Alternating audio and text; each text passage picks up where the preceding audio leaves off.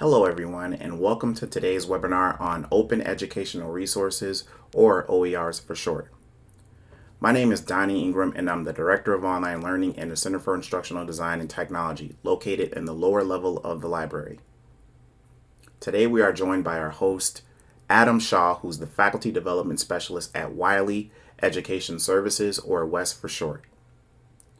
Adam has been with WES for about 8 years now, and he will be talking about a variety of topics related to OERs today. First and foremost, he will get into the definition of OERs. He will then discuss some of the origins of OERs.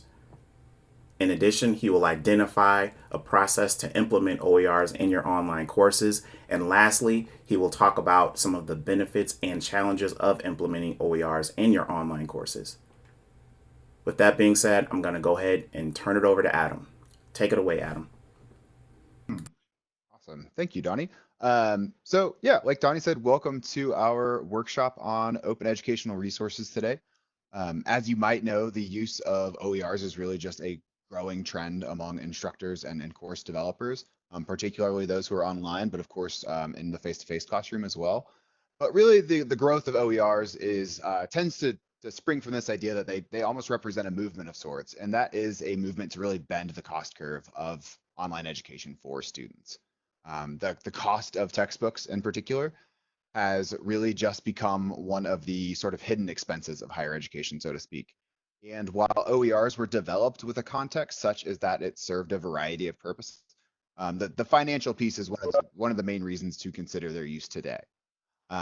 Recent surveys of faculty actually indicate that many individuals are not aware of open educational resources. And on a similar note, some findings actually report that the primary barrier to adoption isn't necessarily concerned with OERs themselves, but just with the general challenge of evaluating and integrating new resources in general. So today, like Donnie mentioned, we're going to sort of look at what OER are, where they came from, sort of how we arrived at this movement today, and lastly, identify some ways that you can begin integrating them into your online classes.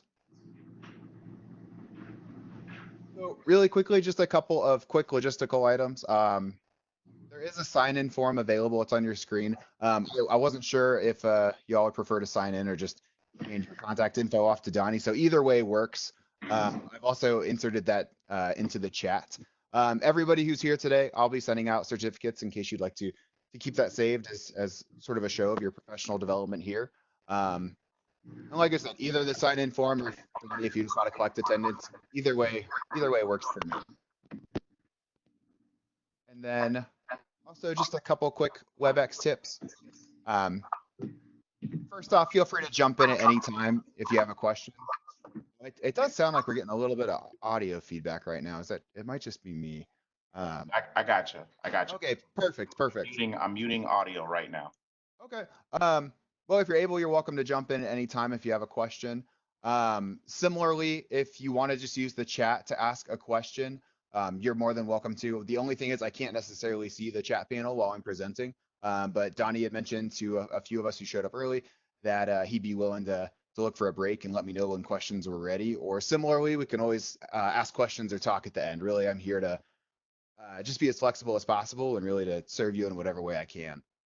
And then lastly, just please remain muted if you're not speaking. That way we don't have any audio feedback or things of the sort. The last thing I want to point out is it's not on my slide here, but in just a couple minutes, actually, there will just be a brief poll using it's a website called Poll Everywhere. I inserted the details about how to access that poll in the chat if you want to go ahead and give it a shot. If you'd rather wait until we get then, we'll talk through the sort of logistical aspects of that then as well. Very briefly, just a little bit of information about me. My name is Adam Shaw. I prefer he, him, his pronouns, and I am a faculty development specialist here at Wiley Education Services. Previously, I was with the Learning House side. As you might know, we were purchased by Wiley a year and a half ago or so. I earned my bachelor's degree in English literature from Ball State University, and then a graduate certificate in secondary education from Indiana Wesleyan University.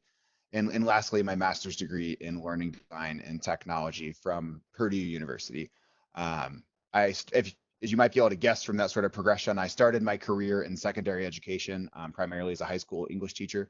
I had the opportunity to teach at a really neat classical charter school in downtown Indianapolis, where I taught Introduction to Greek and Roman Literature and then Introduction to Medieval Literature as well. And then I did eventually, after earning my graduate degree at Purdue, decide to transition into higher education, specifically online education, when I joined the Learning House about 8 years ago. So I started off as an instructional designer, sort of working one-on-one with faculty to develop and build up their online courses and programs. And then in 2015, transitioned to the faculty development team at the time. Now, with the acquisition, I'm the sole faculty development person at Wiley. But yeah, where I have the opportunity to write and deliver workshops such as this. I write and sort of update our BP courses, or our best practices courses that you might be familiar with. And then I also manage our Center for Teaching and Learning website, where we have articles, videos, all sorts of really like brief on-demand resources on all sorts of topics related to online course design and course delivery. Enough about me, though. Let's go ahead and get started on what we're actually here for today, and that is open educational resources. So we're going to take a quick look at our learning objectives really quickly. Donnie hit on a couple of them with his introduction. So by the end of this session, you should be able to do 4 things. The first is that you should be able to define open educational resource. I think, with OERs, I guess still being relatively new, there is some ambiguity in terms of what defines an open educational resource. I have a definition that I think covers it pretty well, but we're going to sort of talk through some things that contribute to that. Secondly, we'll look at the origins of OERs. I mentioned that obviously there are big financial benefits for students when it comes to open educational resources, but their history is really grounded in more so the open exchange of information, so to speak. And then you'll be able to identify a process to implement open educational resources. And then lastly, identify the benefits and challenges of that implementation. I love open educational resources. I think they do a lot of good for a lot of courses and a lot of programs. But it would be remiss not to discuss some of the challenges that come with them, because they definitely exist and they are out there. So with those objectives in mind, we do have a pretty clear-cut agenda today. We're going to start by talking about the rise of open educational resources, where they came from, what they are, what makes a quality open educational resource. And then we'll wrap up or we'll spend the latter half of our presentation, I guess, talking about the implementation of them. So using that information, that sort of understanding of what an OER is, we'll start tackling how to actually incorporate them and fold them into your courses. So without further ado, let's go ahead and dive right in and talk about the rise of OER. Before we do, though, I want to get back to that quick poll that I mentioned talking about. You'll see the information on accessing it there at the bottom. But what I would just like you to do is think about the most recent online course you've taught and consider how much materials cost your students. So you can either click the link that is available in the chat pod, or get this full screen so we can see some results come in. There's the link available in the chat pod. Similarly, you are welcome to text Adam Shaw 951 to 22333 to submit your response as well. And I'll just give it a couple seconds, not a couple seconds, but maybe 30 seconds to a minute here to let a couple results come in. And I do want to let you know there's no right or wrong answer here. Whatever the materials cost your student, really just sort of to get our minds in the right place when we're starting to think about open educational resources. So write it down and see if we get a couple more results in, and then we can move forward. Really quickly, everyone, the chat log or chat icon is located on the lower center of your screen. Looks like a little chat bubble. If you click that, you can access the poll everywhere poll.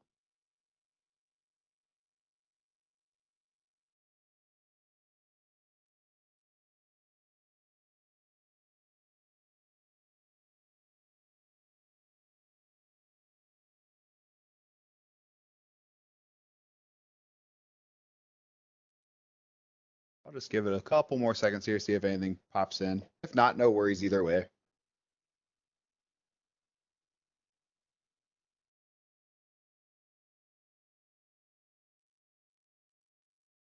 There we go. We're getting a couple things popping in.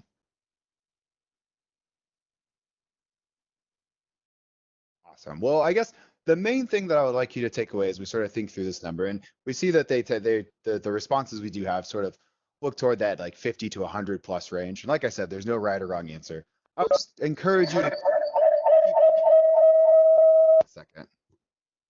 encourage you to just keep this number in mind as we're sort of going through the rise of OER today, where they came from, really the benefits of them. Because it is a case where that cost is hitting your students, and um, the cost of materials is something that for a long time is considered sort of the built-in or sort of components of the cost of higher education. Um, but again, just keep it in mind as something that you might be able to alleviate your students of, um, possibly with an OER. So give me 1 second to move back to our presentation, and we'll go ahead and dive right in. So we're going to start off by talking about rising textbook costs. So a few years ago, the Bureau of Labor Statistics actually released data on textbook prices. So the blue line that you see here on your screen is inflation, increasing just over 300% between 1977 and 2015. The red line here is the cost of textbooks, which is just kind of insane to consider. So by 2015, the cost of textbooks had really outpaced inflation by about 3 times. And simply put, this cost has really just soared, actually increasing 1,041%. I always struggle to say that number a little bit because it kind of blows my mind, since 1977, and it continues to increase. Of similar concern is that 5 publishers control 85% of the $8.8 billion textbook market. So there aren't a lot of companies that play here. It's really the 5 big ones. One of which, strangely enough, I guess, is Wiley, as a publishing unit as a whole. What's additionally distressing is that in 2015, 65% of students did not buy a course's textbook due to its price. And moreover, 94% of these students were actually concerned that their grade would be damaged by not having the textbook at all. And more than half of those felt, quote, significant concern about that. So ultimately, what's happened is that the textbook industry has created what are called captive consumers, in the sense that the consumer of the product is entirely divorced from the producer. Um, Sorry, I thought I saw a chat message pop up, but I don't know where the chat pod is. If there's a question, Donnie, feel free to let me know if I need to stop and pause. So we just had one inquiry about Okay. they wanted a copy of the actual slide deck. Yeah. So usually what I'll do, Aaron, is once I send out a link to the archive, the recording, I'll request a copy of the presentation from Adam, and I'll send it out with that link to the recording. So you should Perfect. get it. You should get it no later than Monday. Yeah, I would be happy to pass that along. Sorry for the interruption. I saw the message pop up, but I'm still gaining a little bit of familiarity with WebEx. But yeah, so this idea of the captive consumer. So it's very similar to the pharmaceutical industry in the sense that a drug company creates a drug, and it's not necessarily the patient or the individual who decides if that drug goes to market. It's typically the medical provider, so the doctor, the physician, Um, with our instance with textbook prices and open educational resources, the question we need to ask is who decides if textbooks go to market. And it's not the students, it's not the people who are enrolling in courses, it's us, it's the people who are designing courses, the people who are facilitating those courses. And the things that we tend to care about are typically things like research quality, the inclusion of assessments, the variety of materials that are sort of meeting the diverse needs of our learners. We're not so much focused on cost. So it's possible at least to eliminate this concern on our students' parts. So with that information in mind, let's kind of take a look at where OER have come from. So what we're going to do is go back to the early 90s, at which point publisher prices have been rising considerably for about 15 years, as we were sort of discussing on that last slide. And the effect is really trickling down to researchers who are feeling the pinch from copyright law and the inability to rapidly share their resources with one another. So this is where we see the creation of the open access movement in 1993. And this was founded on a belief that academics should really be able to share their research and other intellectual content without any fear of copyright reprisal. And it was marked by the publication of PLOS, the Public Library of Science, which is a nonprofit open access science, technology, and medicine publisher. So later on in 1997, and partly spurred by a 94 National Science Foundation grant, California State University creates Merlot, which is an online repository for these open materials. As we'll talk about later, Merlot is still in use and still very popular to this day. But their intention was to, quote, identify and provide access to mostly free online curriculum for higher education. Later yet, there was a conference in 2001 that was called the Budapest Open Access Initiative. And this was focused on promoting open access to free online scholarship. And it's really seen as one of the defining events in the OER movement and sort of the history of open educational resources. Later on that same year, Larry Lessig, Hal Abelson, and Eric Eldred founded what's known as Creative Commons, another organization that is still very relevant and very much in use to this day. And they're devoted to developing licenses that are an alternative to the all rights reserved approach to copyright. Prior to Creative Commons, licenses were sort of all or nothing. Your work was fully protected or it wasn't protected at all. And like I said, we'll actually go into quite a bit with Creative Commons later, looking at the licenses that are used for open educational resources. So another year later in 2002, and partly thanks to funding from Hewlett and Mellon Foundations, MIT launched its first courses in its open courseware platform. They had sort of made a resolution, MIT that is, in 1999 to make their course materials publicly available so that anyone anywhere could benefit from MIT's knowledge. And then lastly, later that year, the United Nations Educational, Scientific, and Cultural Organization, UNESCO, formally used the term OER for the first time to refer to these so-called open works. They did this at a conference in Paris. So really at the start of the new millennium, with internet technology rapidly advancing, we really started to see a growing movement within the academic community to provide free access to research materials and other sorts of scholarly documents. So I wanted to share really quickly the opening statement regarding the Open Access Initiative, because I think it really sums up the thinking behind the free access of educational materials, which really drives the philosophy behind many OERs. So it reads, an old tradition and a new technology have converged to make possible an unprecedented public good. The old tradition is the willingness of scientists and scholars to publish the fruits of their research in scholarly journals without payment for the sake of inquiry and knowledge. The new technology is the internet. The public good they make possible is the worldwide electronic distribution of the peer-reviewed journal literature and completely free and unrestricted access to it by all scientists, scholars, teachers, students, and other curious minds.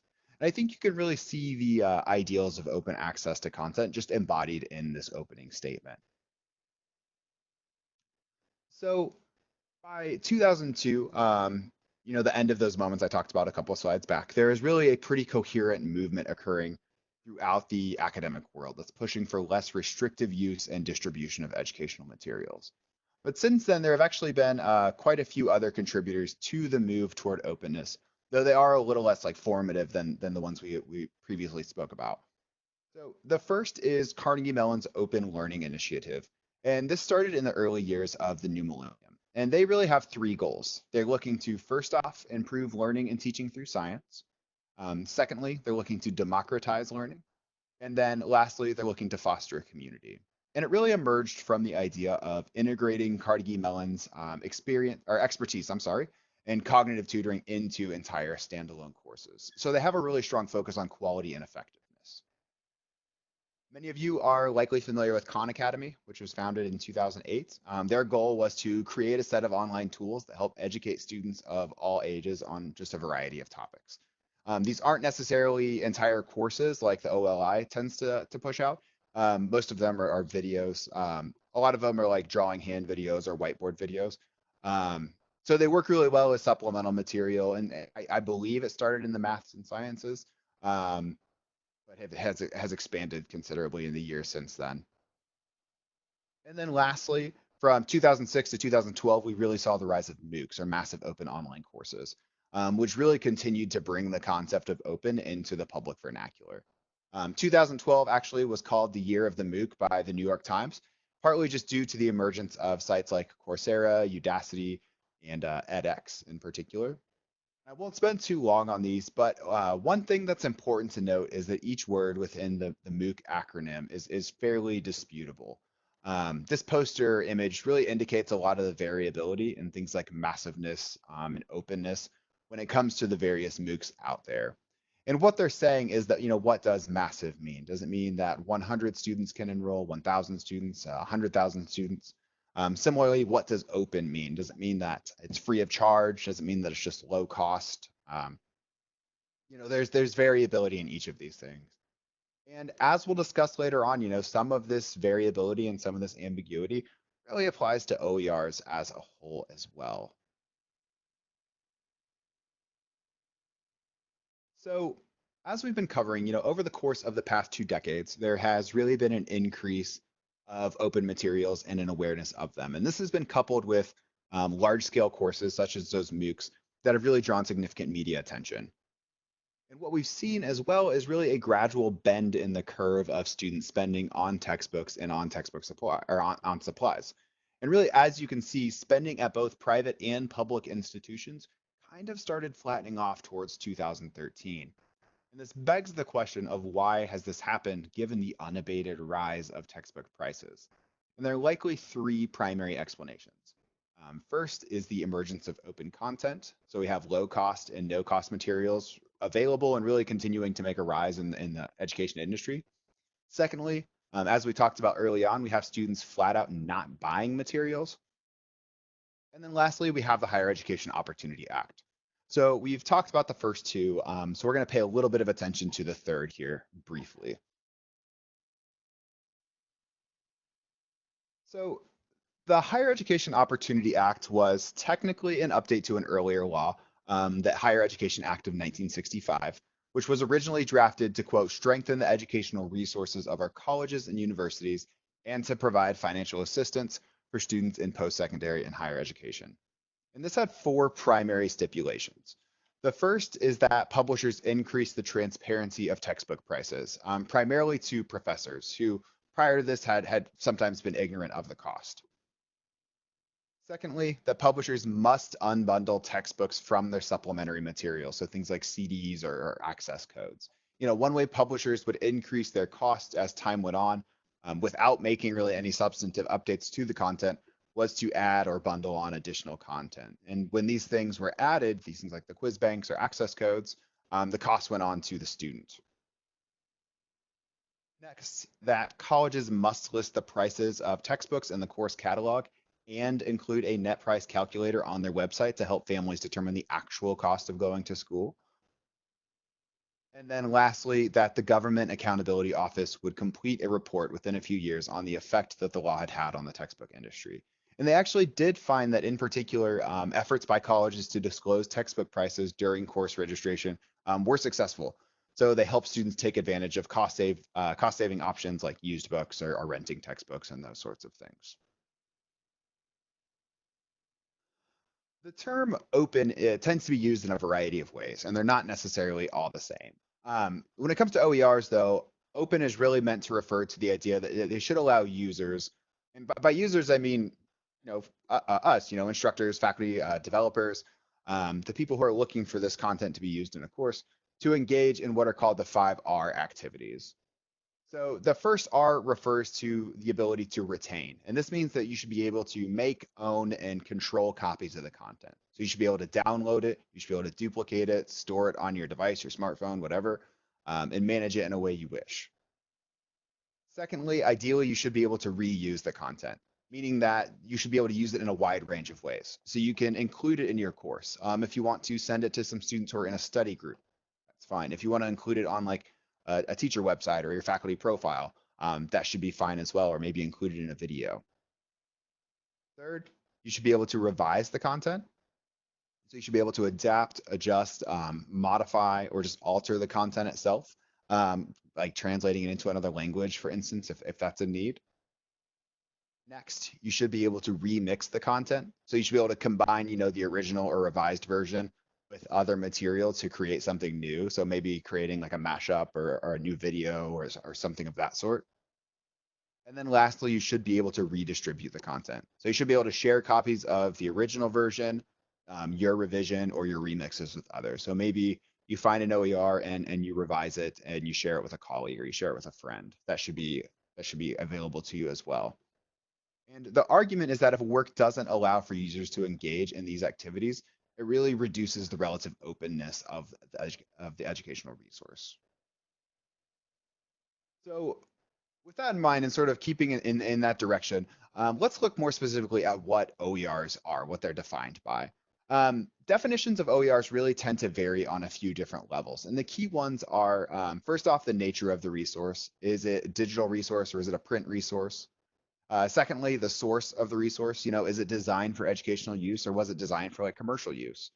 And then lastly, the level of openness. So low cost resources versus no cost resources, the flexibility of the license, those sorts of things.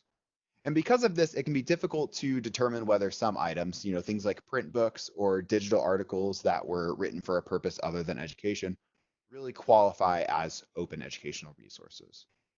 The Hewlett Foundation, who, as we discussed, has funded a variety of open content efforts, really defines OERs as follows. They refer to them as teaching, learning, and research resources that reside in the public domain or have been released under an intellectual property license that permits their free use and repurposing by others.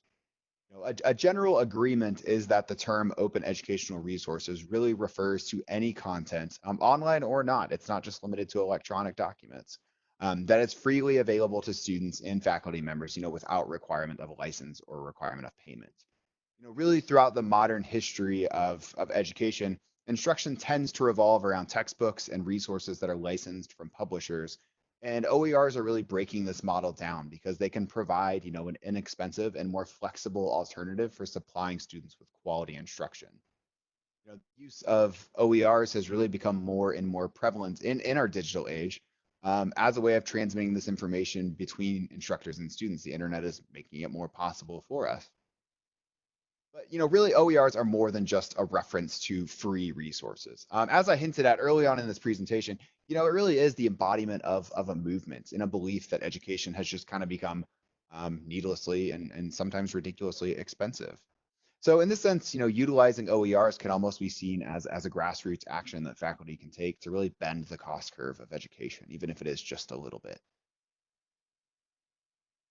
So we have these ideals about sharing research and course materials, and they sort of coalesce into this set of ideal characteristics of an open educational resource. So an ideal OER is a few things. So first off, it is openly licensed. The ideal license is probably the CC BY option, which we'll talk about later. We'll get into licensing and all of that when we start talking about implementation. Secondly, it's designed with accessibility in mind. So for example, considering screen reader usage, including alt text for images, including captions or audio descriptions for videos, those sorts of things. An ideal OER is also editable. Many of the OLI materials, for instance, are not editable, which really reduces their openness. And really an OER will be most useful to you if it is editable. If you are able to cut out parts that aren't relevant to what you want to teach or what your students need, sorry. Or if you want to use parts of an author's argument, but as a professional, you disagree with some of them or find them irrelevant. And then lastly, an ideal OER is designed with diverse learners in mind. And this really demonstrates that the primary movers and shakers behind the growth of OER are aware of universal design for learning or some version of it. And that being the idea that, the diversity of student learning preferences really suggests that you should present materials in just a variety of formats, that you should offer flexibility in your submission types, those sorts of things. UDL is sort of a huge topic that we can talk about unto itself, maybe best served for another day, but does tie in with OER fairly well. So it might seem like open educational resources are just simply online, free to use textbook, but there are actually, many different types of instructional materials and not just instructional materials, things like assessments and other course components available as well, that are out there for you. One of the benefits of OERs is that you can really pick and choose what you would like to use and how you would like to use it. So with that in mind, I just want to draw your attention to a couple of the different types of resources that can possibly be made into sort of a flexible alternative for your online course. Additionally, I do want to pay a little bit of attention to the benefits that OER can bring to a course or a program. Notably, OER has the capacity to reduce attrition and improve student learning outcomes. And I know this sounds like a fairly grandiose statement, but there's actually a really interesting 2018 study at the University of Georgia on the impact of open educational resources. And they compared the final grades of students who were enrolled in 8 large undergraduate courses between 2010 and 2016. So there were almost 22,000 students involved. And each course was taught by a professor who switched from a commercial textbook that cost $100 or more to a free digital textbook at some point during that 6-year period. What they found was that A and A minus grades increased 5 to 7% during that time, and the D and F grades and withdrawals actually reduced 2.68% overall. I know these aren't huge numbers. It's not a dramatic increase or decrease, but interestingly, the D and F grades and the withdrawals actually decreased dramatically for students who are on financial aid, non-white students, and part-time students as well. Another benefit of OERs is that they fuel academic collaboration and research. This was, after all, their origin. It sort of emerged from the desire to be able to share research and other publications easily and without fear of any sort of copyright violation. Additionally, while OERs can act as a primary material in your course, like a textbook replacement, they can also be a very valuable form of supplemental material. One of the challenges that you might face as an instructor is just needing to provide these sorts of supplemental resources in your course, either remedial material for struggling students or additional material for people who are more, or individuals who are more exceptional or maybe ahead of the curve. Additionally, you might just want to supplement a discussion that you're having with an outside resource as well. And OER really offer you a way to easily search for, find, and post these kinds of supplemental materials. And then lastly, since the vast majority of OER are digital, they lend themselves really well to being portable and more accessible. Most of them are able to be viewed easily on mobile devices such as smartphones or tablets. And a lot of them, I'm not going to say all of them, are designed with accessibility in mind, meaning that students who require the use of assistive technology are able to access them as well. That being said, and as we discussed, early on in our time together today, OERs are not all, sunshines and rainbows, so to speak. There are a few challenges as well. Um, Notably, there really is sort of a psychological perception in our sort of capitalistic Western society that you get what you pay for. And with that in mind, research indicates that consumers often equate price with quality, particularly if they don't have access to another measure of quality. And this really works in both directions. High cost is considered high quality, and low or no cost is considered inferior. So really, when you're considering OERs or searching out OERs, just be aware of, your own unconscious bias when you enter this process. And similarly, keep that in mind with your students as well. A student might feel like a course that has a free textbook might be lower quality. So you might be, want to be prepared to have that conversation as well. The next challenge might be obvious. Replacing textbook publisher materials with OER involves a time commitment. You'll have to read the new texts. You'll have to consider whether they're useful. You might find something that looks really promising and it ends up not working out. You'll have to figure out how to incorporate them into your classes as well. So I do want to point out though that, when it comes to the time commitment piece, any new piece of instructional material, any new course element will take time to vet and to sort out. So that challenge isn't necessarily limited to OERs, but it obviously affects it nonetheless. One of the big advantages actually of traditional publisher material is that you can really rest assured that it's gone through, a fairly rigorous review process. And that might not be the case with OER. You don't have that implicit sense of guarantee. Publisher materials with that in mind generally designed for accessibility in their versions. And while it's oftentimes the case with OER, it might not be. Sort of similarly, as we mentioned above, because quality can't be assured, you'll just need to do that review of the materials on your own. Again, lots of OERs are designed with quality in mind, but because it is sort of a new area to explore, it's just something you want to consider and take the time to assess yourself. So just a couple takeaways on the rise of OER before we move into the next section of our time together today. First off, OER largely grew out of a desire for more open and easy access to academic and educational materials. Next, OER can combat the exponential rise in publisher-produced textbooks and bend the cost curve for students. It's sort of a twofold benefit. It comes from this desire to share ideas and to share materials, but there's obviously a huge financial benefit as well when you're looking at the cost that your students are paying to enroll in a course. Next, the ideal OER allows users to engage in the 5 Rs, those being to retain, reuse, revise, remix, and redistribute the content. And they typically have CC BY options, which we're going to get into in the section that's coming up. And then lastly, there are a variety of OER material types that really provide benefits beyond their low or no cost. So with that in mind, you should now have sort of a basic handle on where OER came from and really what they are, what we're looking at.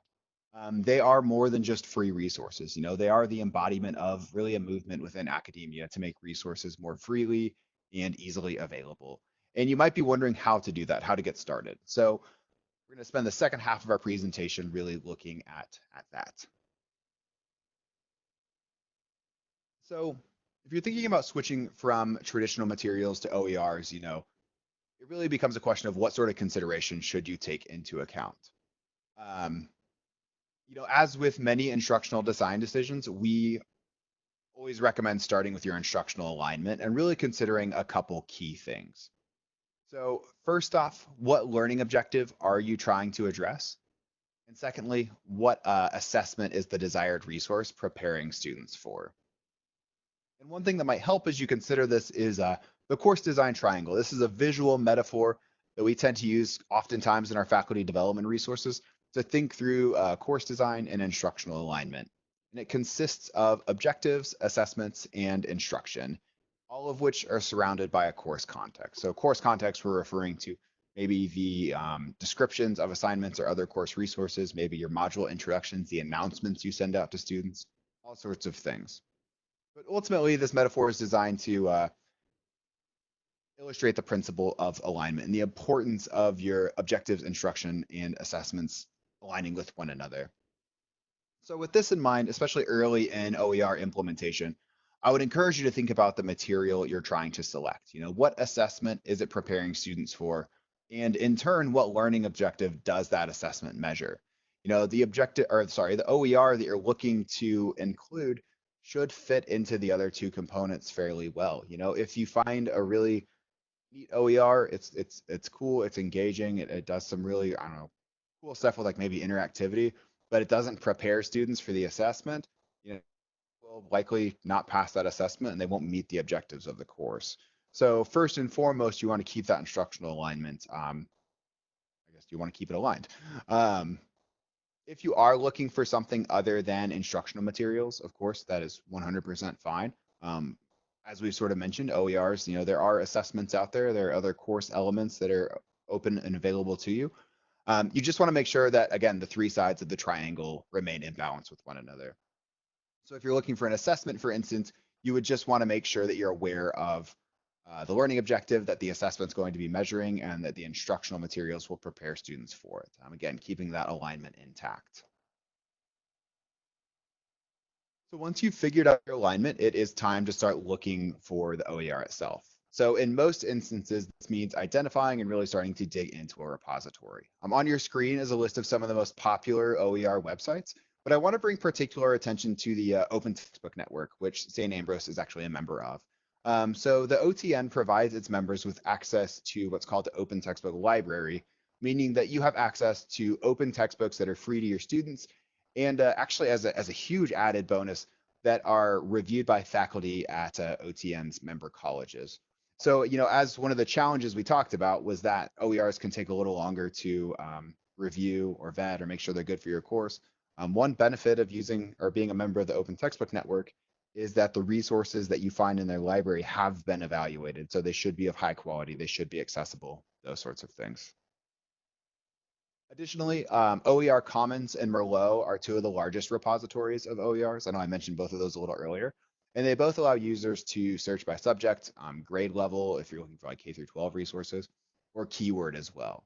And all of the other ones, and there are more out there, of course, feature some sort of advanced search functionality that you can engage in and try out as well.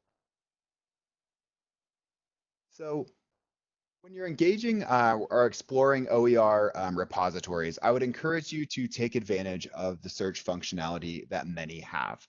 And I think what you'll find is that many of them make your life a lot easier, these advanced search functions. Pictured here, for example, is the search functionality of Merlot. And as you can see, it allows you to search by media type, subject, audience, all sorts of things. And one added benefit, and this isn't going to be the case for every repository, is that some allow you to search by a book's ISBN. So in these instances, really some kind folks have indicated when there is an OER that can replace an existing or publisher-based textbook.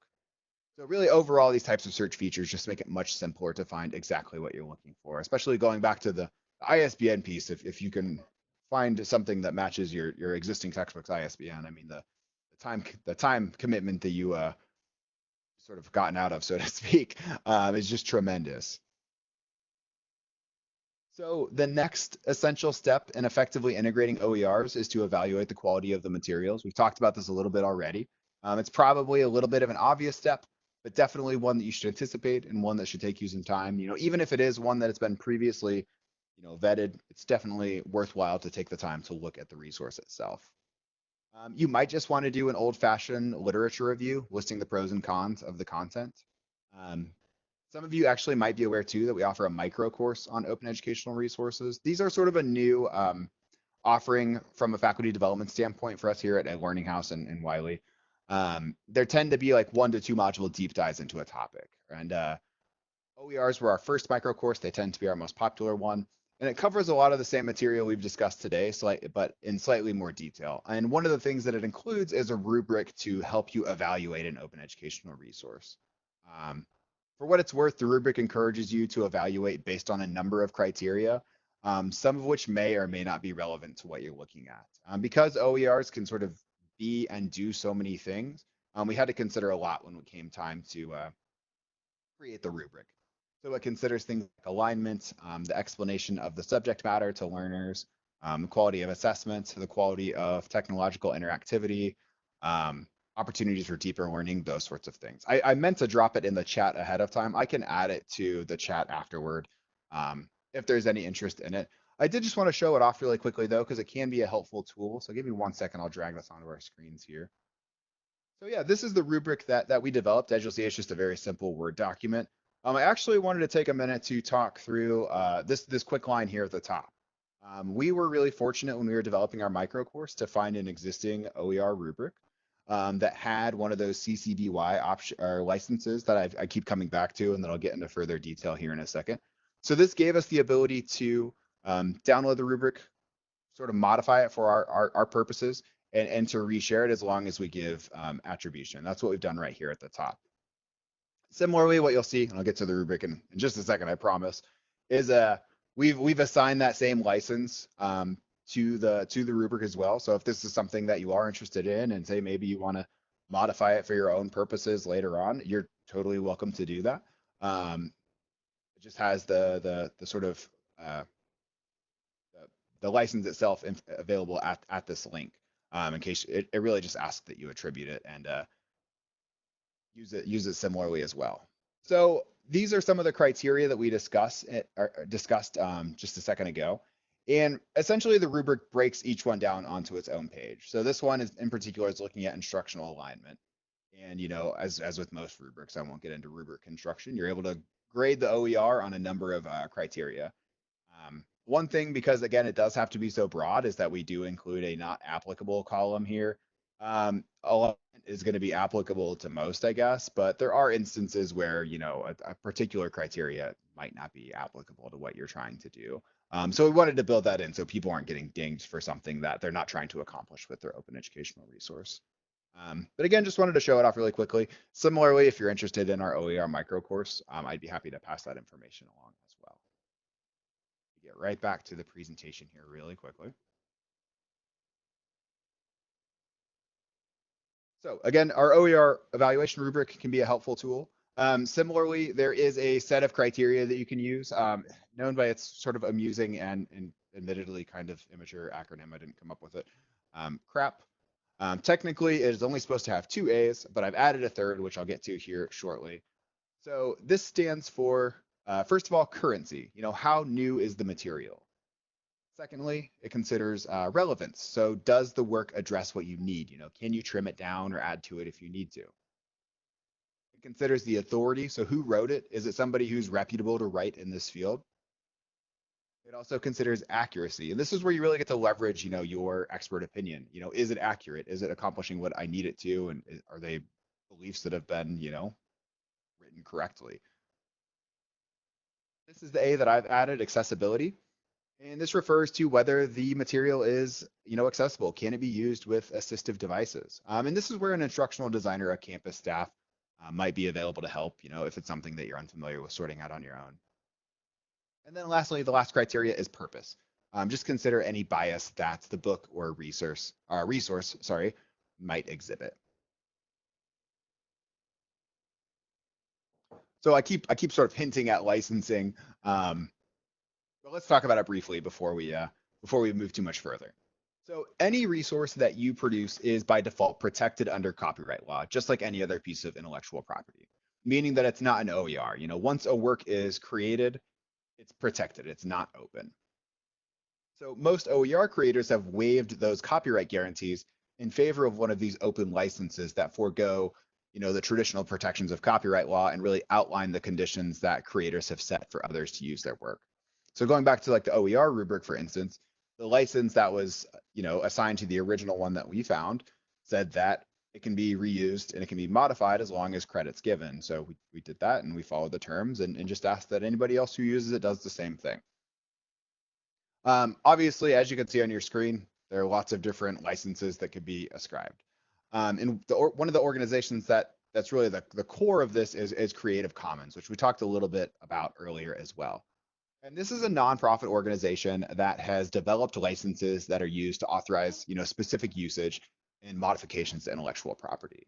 Essentially, what they've done is created 6 main types of open licenses, again, those on your screen, with the goal of making those licenses easy to understand and use. These aren't the only types of open licenses, but they are the most popular, the ones that you're going to probably come across the most often. And reviewing them will really help you understand some of the common conditions and restrictions that are out there. So if you find an open educational resource, say you find something that you think is going to work really well for your course, what you want to do is look at the licensing terms.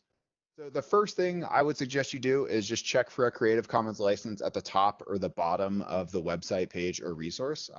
It should be fairly easy to come across and to see. Excuse me. So if it's an ebook or a presentation, for instance, one thing that'll be common is like a section title, copyright notice, or terms of use. And once you have found that, your goal, or I guess your task, is to follow the instructions to the best of your ability. If you cannot find any information about the licensing terms, I would suggest that you assume that the content has all of the protections of copyright. And similarly, if you're unable to comply with those terms, you really have 2 options. You can either not use the work, or you can use only a small portion of the work in compliance with fair use standards. And I guess third, if you are able to reach out to the creator of the resource, if that information is available to you, feel free to do that as well and make sure that maybe you're not just overlooking something. So on screen, like I said, you'll see the details of the various Creative Commons licenses. We're not going to go over all of them today, but once you start digging in and looking for a resource, and once you, sorry, once you know what you want to do with a resource that you find, it's definitely worth familiarizing yourself with these. The one that is arguably the most open is the CC BY license. This is the one that again was on the rubric that I shared and the one that we gave our rubric as well. But yeah, because again, it's the most open. I guess it seems like the fewer letters it has, the better and the more open it is. And again, this just requires that the user attribute the author when they use it. I do want to note before we move on that Creative Commons is a repository in and of itself. It's actually kind of more of an aggregator, depending on how you think of it. It keeps track of Creative Commons licenses.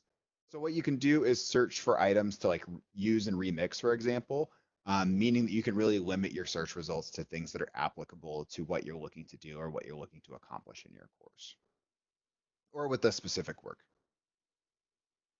So we have 4 main steps to OER adoption.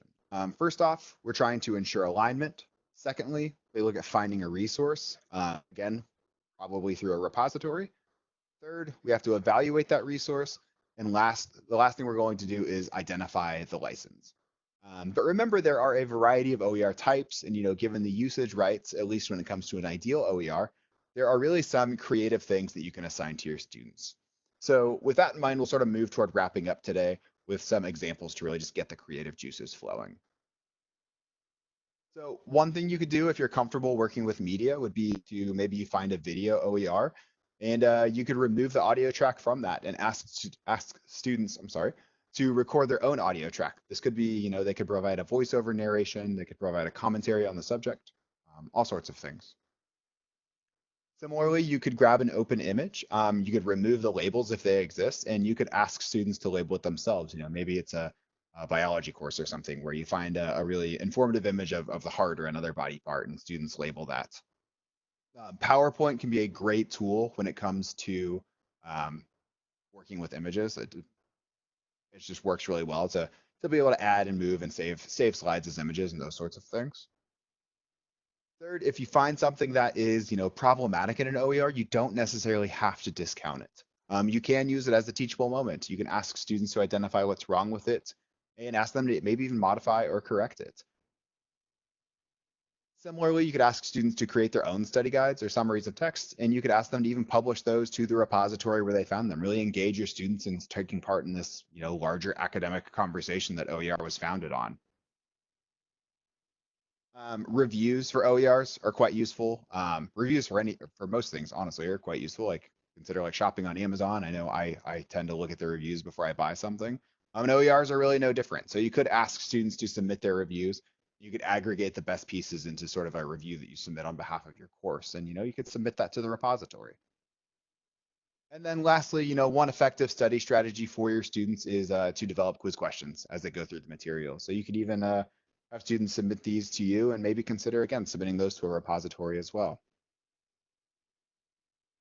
So let's sum up briefly what we discussed today. So just a couple thinking points to take with you.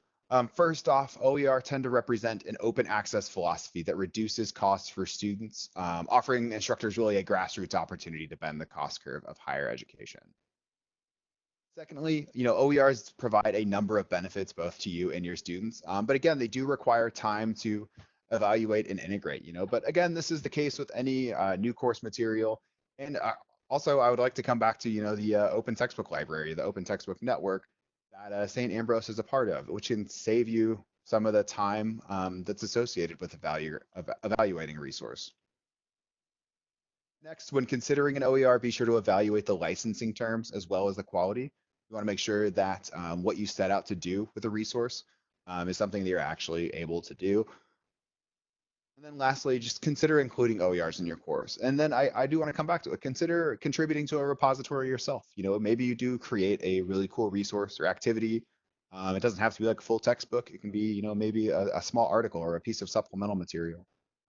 Consider contributing that to the repository and again, taking part in this sort of larger academic conversations going on surrounding open educational resources. Just a quick reminder with the sign-in form, I will be sending out certificates early next week. If Donnie, you just want to submit names to me of who was here, I included this here as sort of a default. Either one works. I'll make sure that everybody gets their certificate. And then I did want to conclude with just a brief quote from Thomas Jefferson that I think really embodies the spirit of open access to educational materials. And it reads, "He who receives an idea from me receives instruction himself without lessening mine, as he who lights his taper at mine receives light without darkening me." And that is all I have. I do want to say before we get into questions, thank you so much for having me today. I really do enjoy the opportunity to come out and even virtually speak with y'all and hopefully share some ideas. And again, if you just take an idea or two away back to your course, I'll consider today to be a success. So thanks again. My contact information is on the screen. If you ever want to reach out, I'm happy to talk. And yeah, I think I saw a few questions, or maybe comments pop up during the chat. So I'll just open it up to sort of the questions and discussions now, if we had any. Thank you, Adam. We do have a question from Colleen Doak. I'm not sure if you answered this because I did step out for like about 45 seconds. I don't know, do you want me to read her question? It's in the chat log. Oh, let me see if I can pull up the chat really quickly. I had a couple of those different things. I think that was the only question that we didn't cover. Scrolling back through it now, sorry. It's a pretty detailed question. Take your time. Is this the question? I haven't found an OER text that covered the material I teach. I could do it. Yes. Okay. Is there an OER equivalent to peer-reviewed journals, given that researchers pay to get research published while also serving as reviewers and on editorial boards? Um, that is a really, really good question. I don't know if I have the answer to it off the top of my head. Um, Colleen, I would be more than happy to sort of dig around and maybe see what I can find. I know we have we have an editing team here that's really up to date with sort of copyright and licensing issues. I'd be happy to dig into it. I'd hate to give you an answer that I can't guarantee is correct. So I'd be happy to follow up early next week and look into it.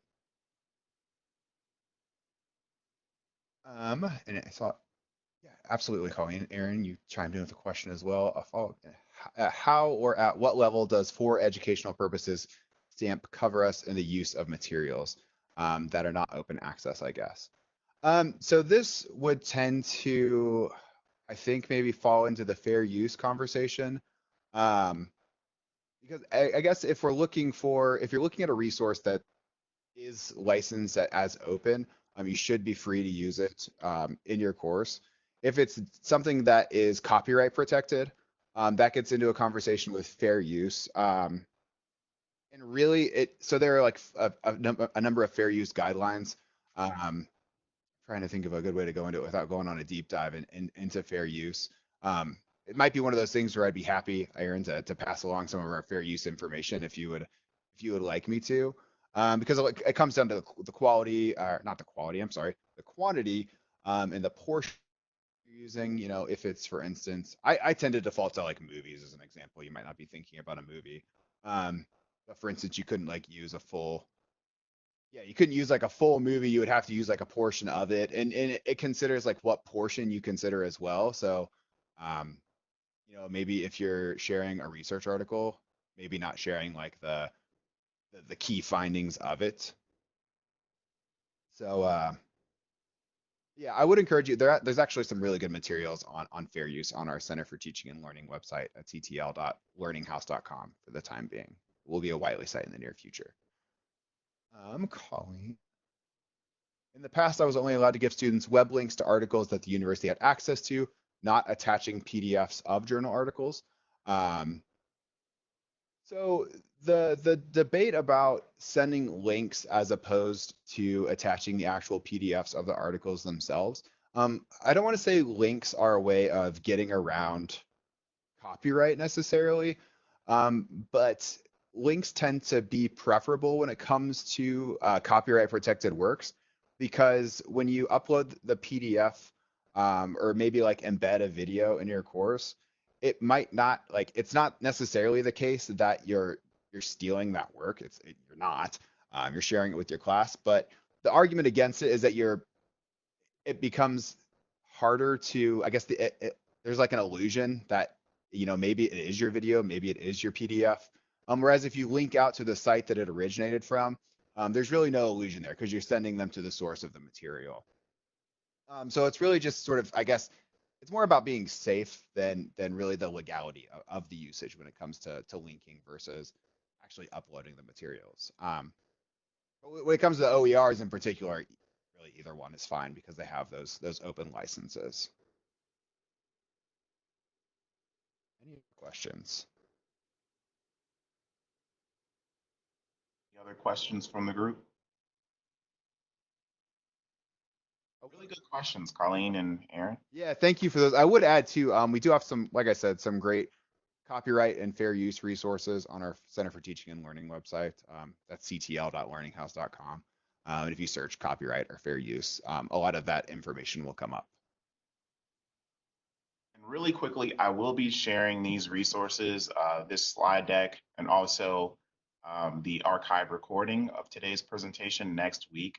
Likely it will be sometime on Monday.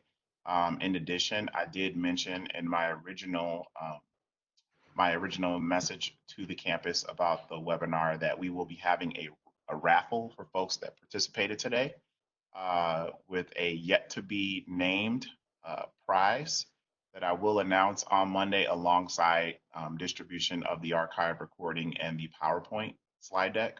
So look out for that sometime on Monday. And if you have any questions in the meantime, I'm sure Adam will be happy to answer your questions. And also, as far as our on ground support, Mary Heinzman is kind of the leader on that initiative, OERs here at St. Ambrose University. So if you have any questions that you want immediately answered, please contact Mary as she's been heading up the initiative here on ground. But other than that, if there aren't any questions, I believe we're going to bring things to a close.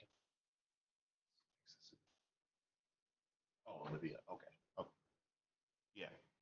Um, Adam, any closing words?